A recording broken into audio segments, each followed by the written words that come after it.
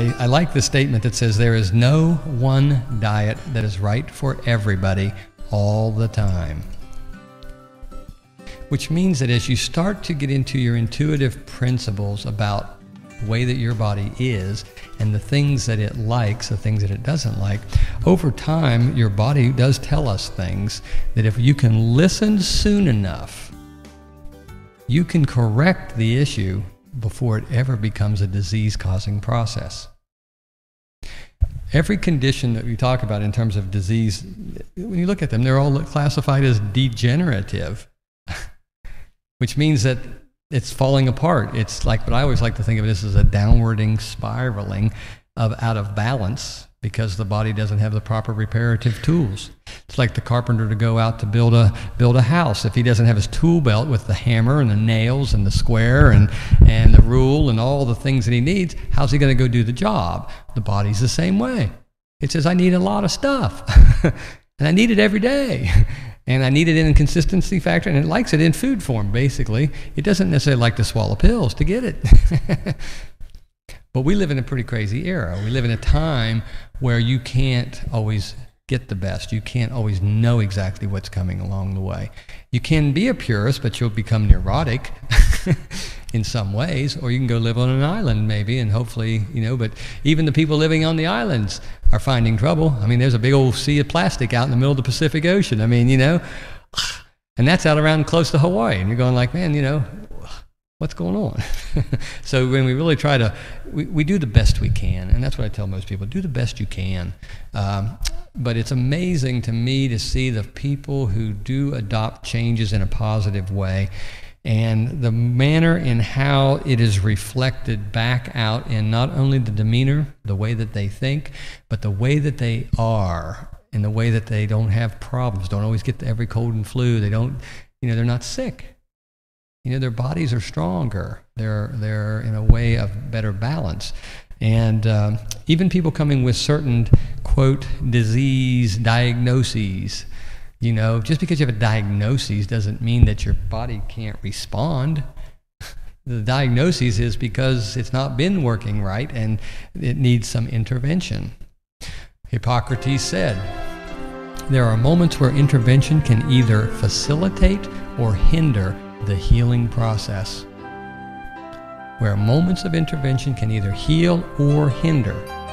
He further stated it is up to the intuition. Interesting word. Intuition.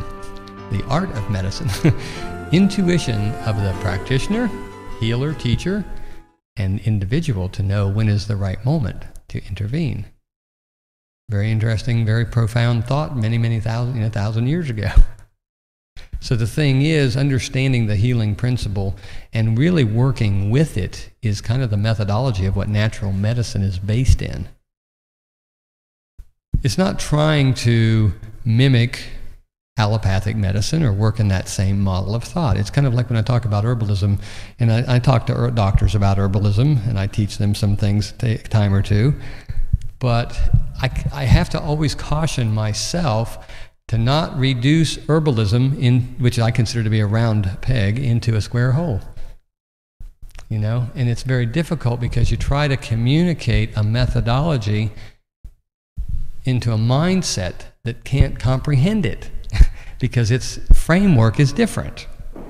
I don't want herbalism and natural medicine to go the way of allopathic conventional medicine because it's not the same thing. And I really want us to understand the differences there. And a lot of times people come in there, look for that magic little thing that says, oh, can I take that? And I'll just melt all that away, or this will go away if I take cinnamon, or I do this, or I do that. And the thing is, it's too short-sighted.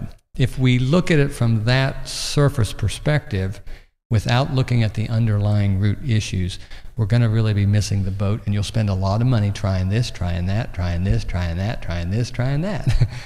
Where really what we're talking about is adjusting your lifestyle. The lifestyle is critically more involved in the day-to-day than whether you take this pill every day, or you take that substance every day, or you drink this, or you do that. So looking at it from a larger perspective, the idea is true prevention comes by paying attention to what your body speaks and learning what you can do that can enhance it We always want to reduce the negatives. And again, to have a piece of pie at 4 o'clock in the afternoon every so often is not going to hurt you. But if you do it every day, you might build up a resistance to that. The liver is a very interesting organ in the human body. I was reading a book by a man by the name of Jack Tibbs, and it was a book on the liver health. And in the first chapter, he talks about the liver as a humanizing organ. I'm thinking to myself, what is this guy talking about? A humanizing organ. And then he further went on to display and explain the thought, which basically says that when you ingest something or breathe it in or drink it or whatever is going on, basically when you bring a substance into your body, the liver is the organ that has to, in essence, get whatever you put in on the same vibrational level of what your body is, so that it can be utilized. The guy who came up with this was a guy by the name of Dr. Wheelwright. He lived in Texas, and he developed an herbal product line. He traveled the world, and he came up with a methodology of being able to measure I'm not sure what it's called, I don't have the recollection, but he was able to measure a quantitative energy pattern of foods and herbs. He also was able to measure the different organ systems in our body and at what vibrational level they vibrate at. And so when he said that the liver was a harmonizing organ, or humanizing organ, he meant that it is the liver's job to be able to take whatever substance it is that comes into it and make it usable by the body so that it is kin to the body. And if it can't make it usable, it has to get rid of it.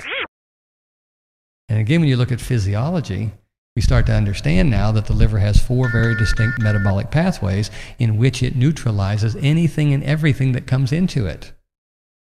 Now that's gotten more difficult in the last 50 to 100 years because of the toxic load that comes into our body that was never present before.